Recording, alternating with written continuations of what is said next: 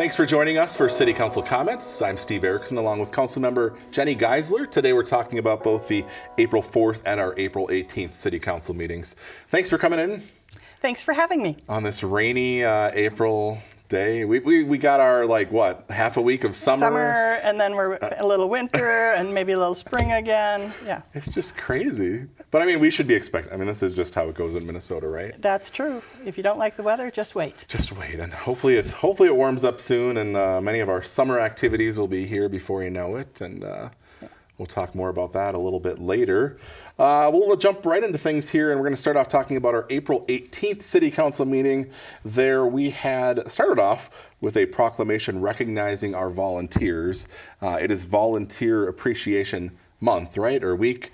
Month or week, one of the two. Yeah, and it's just to recognize we have so many wonderful volunteers with all of the committees that we have that support, the city activities, whether it's our Arts Commission, our Historical Commission, our Planning Commission, our Board of Adjustments and Appeals, Sustainability, and more and more. And then also the community organizations that do a lot of great in our city. So we wanted to recognize all of the volunteers. All right, so that was done with a proclamation, and like I said, our senior center also a ton of volunteer hours down there to help our seniors. So congratulations to all those folks. I feel like, we have a week to recognize them or whatever, but we kind of really recognize them year round. We appreciate them all year round. Yeah, and I think there's a dinner coming up, I just heard, next week. Next week on Monday, we have our annual Commission Appreciation Dinner. Okay. So all of the volunteers who spend their time and energy on our city commissions will be recognized next week. Yeah, and there's quite a few of those folks, and they take a lot of time, like you say, and their work is important. They make recommendations to the council on various issues. Yep, and there's a lot of events that these groups run and sponsor in the community, and just they help make it all run. So it's great. All for free, so great they can have that dinner. All right, moving forward, our Miss Minnesota teen Natalie Berg appeared to speak at the council meeting. Yes, very exciting. Natalie had run for Miss Heart of the Lakes, and so she had that title.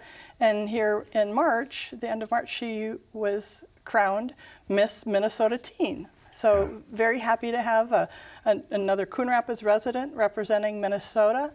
Her platform she talked to us about is about children's literacy, and she's done an awful lot of work to make sure that there are books in places, to make sure that kids have the access to read when maybe they don't have family resources to provide those to them, because reading is key. All right, well, congratulations to her, and we wish her the best at the national competition, which is coming up here later this summer. Early fall, I believe. Early fall, okay. All right, well, congratulations to her, and hopefully she moves forward there. All right, moving forward, council awarded a contract. This is for sanitary sewer lining. The scope of this project has changed a little bit from when it was first proposed, correct? Yeah, well, when we go out for bids, we have an estimated budget. And with this one, the bids came back, and it was more than what we had budgeted. And so we had a number of different options of what we could look to do, and our engineering team did a great job providing the council different options of what we could do. And the option that we chose is to take a little bit smaller scope. And so we are still going to be doing the sanitary sewer lining on the large 42-inch pipes. General area is south of Coon Rapids Boulevard. Most of it is east of Hanson. Some of it's west of Hanson, above, I believe, 102nd. But the pieces that we're going to pull out are like the manhole linings, because that can be done after. We could add that easily to another project or do that separately. So we just tried to work on how could we do as much as we could with the budget that we had, because we didn't want to wait, because it would only be more expensive next year. And also that these are our big mains. They are. So we want to make sure that nothing happens. Right? Correct. And we get this work done. Correct. And anybody who lives in this neighborhood where this work is going to be happening, there will be a lot of communications to you if there's anything that needs to happen where, if you're going to because there's some bypasses that are going to have to happen, and so there will be some impacts to homeowners, but there will be a lot of communication with homeowners in that area to make sure that they're aware of when the work was going to be done and what they need to do to make sure that they have all the services that they need. Alrighty. Moving forward, Council adopted an ordinance amending Chapter 11-701. This says it's general regulations and tables, but this more applies to our regional shopping district, and explain what we're talking about here. Yeah, so in our codes, we have lists of things that are permitted or not permitted or conditional in whether it's a regional shopping or in a residential area or an office area. And it just happened to be that indoor recreation was not a permitted use in the regional shopping. Okay. It's permitted elsewhere. And so we were just making that change to say that that use is permitted in that type of zoning. So, because as we all know, retail and shopping is changing, and there are more activity-based retail, and so we want to be able to give our partners at the Riverdale complex the ability to attract different people for their businesses that may be indoor recreation. All right, and the proposal here, the kind of what brought this up is there is an axe throwing business that wants to open in Riverdale, but before this change, that use was not allowed. Correct. Okay. And so that axe throwing, it would be potentially in the former Pier 1 building, and we talked to the applicants after the meeting, and they're moving ahead and with this, and it allows them to start doing some of their contractual thing because they needed this in place to be able to start moving forward, and hopefully we'll see a new business there this fall. All right. Never done it before, but I've seen those places. They look like a lot of fun. They do. I don't know if I trust myself, but yeah. The other one I want is the one they have one. I don't know if it's in St. Paul, but there's a place where you can go in and like beat up like old stuff, like and take out your if it's your frustrations or whatever you want on like old like TVs, and so that would be a cool one to check out as well. Yeah. The old pager that used to wake you up in the middle of the night. Yeah, exactly. All right. Council also adopted an ordinance amending Chapter 8-900 of City Code. This relates to miscellaneous traffic regulations. And this, there's a couple caveats to this. So as, things have progressed, through the COVID years, that, we had the cruise in town, which precipitated some ancillary activities. And this ordinance is really meant to try and give our police department just another tool in their toolbox. It addresses inappropriate driving behavior, excessive speed, any street racing, or if you've seen where they would groups would go to large parking lots and do burnouts and spins. So any of that is part of this new ordinance that just allows our police to do something. And also, one of the things that's different is you don't have to be driving to be charged under this ordinance. If you are, if you planned it and said got everybody there, let's say you were the one throwing the flag to start a street race, even though you aren't driving, you would be deemed a participant and could be charged with this new ordinance. Yeah, or a passenger in one of the vehicles involved. Or potentially a passenger, But just being there in and of itself is not correct in violation of the ordinance change. Yeah, the way I understand it is you need to be an active participant. Okay. It doesn't have to be a driving participant. All right, and one of the elements was also noise. I know we've had a lot of noise complaints, right, related to some of this stuff. Yep. So again, it's just one more tool in the toolbox, to make our lives easier for our police officers to make sure that the inappropriate behavior can be adequately addressed. All right, and there's been like trouble here, like you said, with some of the car not car racing, but some of the car stuff we've had here, but other cities have experienced similar issues in recent years. And there have been a few things, at a couple of the park and ride ramps, or the movie theater parking lot has been a gathering spot where they've had like burnout demonstrations. Yeah.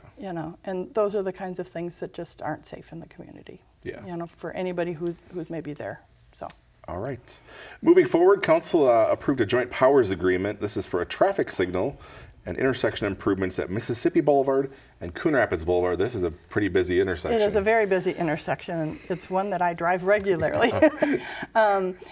And what this is going to do, so if anybody was wondering why last year did Anoka County stop and not redo the paving around that intersection last year when they were doing the updates to the road, it's because this intersection was planned.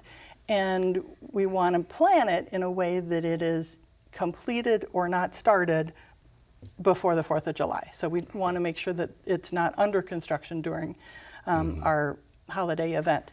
And what they're going to be doing is they're going to be taking where today, going north from Mississippi towards 113th, crossing Coon Rapids Boulevard, there's a left turn, and then the middle lane is left turn or straight, and then a right turn. What this is going to be is 2 left turns, a straight, and a right. Okay. And it's also going to have that flashing yellow arrow, and just help with the movement of the traffic. Because with the college, if you've ever been there, when the college is, everybody's rushing to get there for the first hour of class or trying to get out after the last class, it can get really, really congested, and this is going to help that traffic flow in the area. I imagine the top of the hour is pretty busy at like 58 and 59. It is, Everybody trying to get to class at the last minute. And it will also then address all of those lovely potholes that are in that area, because it's bad. Yeah. All right. Well, it'll be exciting to see that move forward. Yes. Again, Council adopted a resolution. This is a construction contract for water main slip lining. Explain that. Yep. Yeah. So our wonderful public works engineer, Mr. Himmer, gave us the speak of this, and over by with the Foley Bridge overpass, there's a road with what ends up being a pipe that just doesn't connect. And the way that we could do this easily is to do this slip lining. It allows us to connect the pipe segments on both sides of the railroad track in a way that's efficient, gets us out of the dealing with the railroad for doing any right-of-way work, so it keeps all of our future work outside of their right-of-way, which will make everybody's life easier. All right. So some little housekeeping there. We'll get this pipe slipped or whatever and be all set. All right. That is all we had from our most current meeting, April 18th. We'll move back to our first meeting of the month, April 4th. We had a couple fun things to start off the meeting there. A couple of them were fire department badge pinnings. We recognized basically 2 new career firefighters, and then we had 2 promotions. Yes, and these are always, I think, the most fun parts of the council meeting. So we have new firefighters, Josh Gore and Sam Snell, and so we welcome them to the full-time firefighter community. And then John Fick was promoted to a battalion chief, and Darren Yankee to fire captain. And so those positions became available from retirements, is my understanding. So it's great to see that promotion within and bringing new people into the organization. So it's always great to see the new faces. Yeah, congratulations to all of them. And the 2 new firefighters aren't really new to the force. They've been paid on-call members, but now they're actual full-time, or what we call career firefighters. Yes. All right. We also had another fun presentation. This time we had Miss Coon Rapids, Emily Schumacher, in. Yes. So another wonderful young lady who came to visit us. So Emily provided us information, and her platform is a HeartSafe. And as a HeartSafe community, it's a perfect alignment with what her platform is for this year. And we look forward to seeing her progress and participate in the other pageants this year. Yeah, we wish her the best. Miss Minnesota, I believe, is in June, so we'll find out there. I imagine she'll be at our parade in July. Yep. As well. So congratulations to her, and you'll be seeing her around at the community in the coming months. Kind of tying into this, actually, this topic, we had a resolution accepting the donation of 21 AEDs to the police department. Yes, the Helmsley Charitable Trust gave a large amount of AEDs across the state, and we received 21, which allows us to make sure that the AEDs in our police squad cars are the latest and greatest technology. And again, as a heart safe community, it's the right thing to do, and we gladly accepted this donation of the AEDs. All right, we've seen so many cases where these have come in handy and saved lives. Right. So. And you know, you don't want to be the person who needs one, but if you do, you want to make sure that those first responders there have all of those tools to be able to help you. Yeah, and as we know, every second counts. So having them on site there and not having to wait till either getting into an ambulance or a hospital. Yep. And we know our firefighters are the EMS, and they're very quick to respond, but our police officers are already in their cars and they're driving, and they always get there first. Yeah. And they are trained to be able to do this, and if they need to take action, they can. And so that's great to give them the tools. All right. Well, that was a great donation from the Helmsley Charitable Trust and the U of M Medical School. Council adopted resolutions awarding a contract and a budget amendment for water tower construction. I feel like we've talked about this for a while. I'm sure you've had many a work session on this topic, but we are going forward with a new water tower. We are going forward with a new water tower. And if you hear us talk about the Foley water tower, this is a Foley water tower, but it's not the old Foley water tower. So now it's going to be the old and the new. Right. So it's going to be what we call a composite tower, which is basically a concrete cylinder with the steel tank on top. And it's because it's much cheaper to construct. The steel is very expensive right now, and the whole painting of the steel, they're very expensive to maintain. So we went with a more reasonable cost solution, and this will address the issue that we have with the amount of gallons available, and it will protect us into the future as we see growth within our city. And then it will address, we have an issue with the old Foley water tower that can't be totally filled because of water levels and pressures and so we can't fully use the capacity that's available to us. And this will just take us into, the next, this water tower is expected to last 75 to 100 years. So I said well beyond the rest of our lives. Long before past where I'm going. So. All right. And the location was also, they wanted it more in the southern part of the city or in the business park, is that correct? Right. So it is going to be at the southeast corner of Coon Rapids Boulevard and Foley. Yeah. So if you think about that, it would be kitty corner from like where Culver's is and the Holiday Station. And then that is going to be also closer to the industrial park. Yeah. And so that will also balance out the pressure in the lines and help if there's anything needed in that area. Okay, yeah, because we still have our two other water towers, so then they're spread out still. Correct. All right, and then the Foley water tower will eventually come down. Is that the plan? Do we know? Or that's the plan. There are some cell towers and things on that water tower that we would look to potentially build a monopole to put those up because they do bring a lot of revenue. Yeah. But the timing of when that tower would come down and how it would come down will depend on when the other water towers online and ready for use. Okay. That's a little bit ways down the road. It's a ways down the road. All right. Moving forward, Council adopted a resolution awarding a contract for street reconstruction. This is something we do every year, and actually we're doing a little bit less than we have been doing in recent years. Right. This year it's 4.5 miles. It's primarily Coon Creek, Oaks of Shenandoah area for those residents. And again, like any other project that we would be doing, there have been neighborhood meetings. There will be information, on the city website. You can sign up for, notices coming to your email. Even text notices, I believe, that we're going to start with. Yeah. And then they'll also watch for door hangers, so if there's anything that's going to be disruptive where, getting into they're going to break up the going into your driveway, or Right. if they have to shut off water while they're reworking on a fire hydrant or something like that. You will get those notices, and please be aware of what's happening in your neighborhood. All right. And in recent years, we've actually been doing almost double this mileage of streets. We were advancing some of our state aid money, right? Yep. And this actually question just came up in the recent meeting about, Right. are we almost back to our normal allotment? Right. Or not where we're borrowing ahead? Correct. And so there's municipal state aid dollars, which is dollars that come to cities based from the gas tax that's collected by the state. Okay. And those funds can be used for road projects.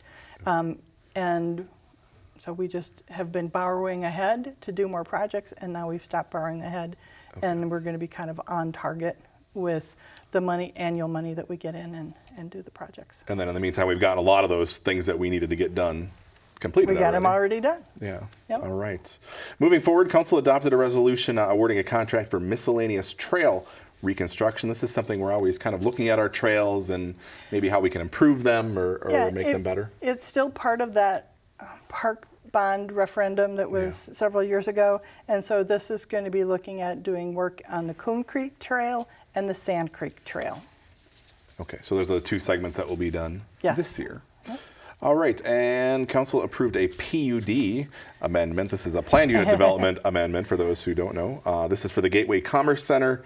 In the Gateway Commerce Center off 10 and Hanson. This relates to the car dealership there. They wanted to put a possible small boutique dealership there, but those plans have changed. Right. So the Hyundai dealership that was going in was hoping to get a Genesis, which is the upper end Hyundai franchise, and did not win that bid to get that. And so the parcel that we had talked about for that is now going to be redesignated, and it's going to be more inventory parking. And so, and we'll leave it as a separate parcel. So if down the road there is some chance at a different type of franchise, that it could get changed again. Okay, I was gonna say, isn't there a dealership still planning to come, another car dealership planning to come into that last segment or not? I believe there is, but I haven't. Nothing's official and nothing's. Yeah, there's nothing that I've seen that is final. Nothing that we can say here right today. All right, stay tuned on all of that. Yep. All right, that is all we had that we wanted to talk about from that meeting. We had two busy meetings here. We talked about some fire promotions. We actually haven't had another promotion within the city. Yep. So in February, our community development director moved on to another city, and it was recently announced that Matt Brown is going to step up into that role. And so Matt's been working with the city for almost 20 years, I think. Yeah, a long time now. A long time. Great guy, and really knows the city, really knows his community development work. He's been very instrumental in a lot of the key things that we've done in the last years of the city. So we're congratulating him on his promotion to community development director. Yeah, well deserved, and I know he will continue to do a good job for that department. Yes. All right. One other thing I want to talk about this week, hydrant flushing began. That happens every spring here. Yep, and that's in the northern part of the town.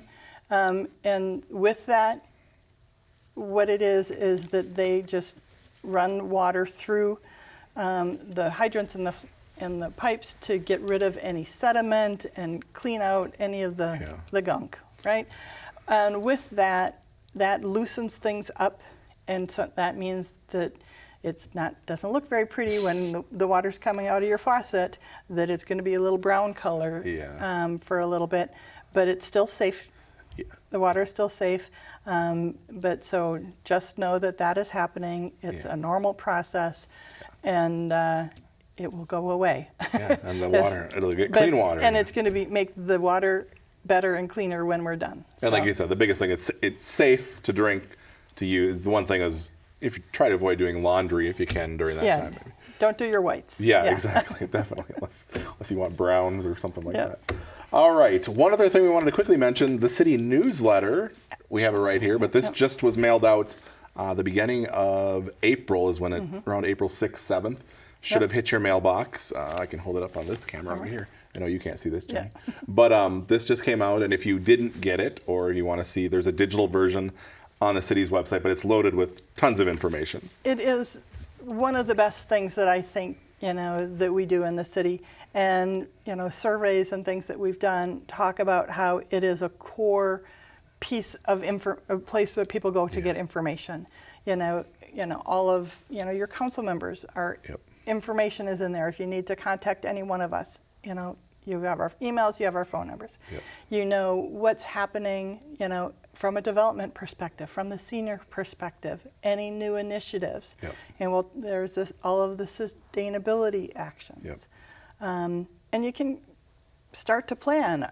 Our summer in the city meetings are in there, so you can plan of what we're going to be doing in the summer. So it comes out quarterly, and it just has a ton of great information. Our communication staff does a phenomenal job putting it together.